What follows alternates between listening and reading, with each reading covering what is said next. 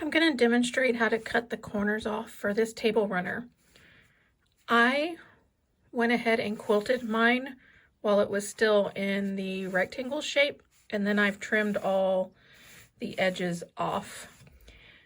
So I have this placed on my mat, and I'm going to mark it 4 inches from each corner.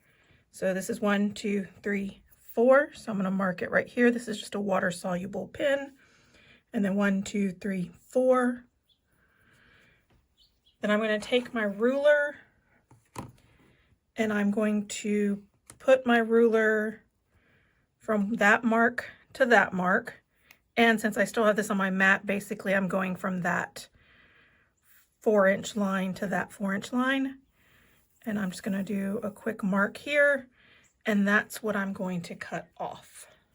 So there you can see my line. So I'll just take my ruler.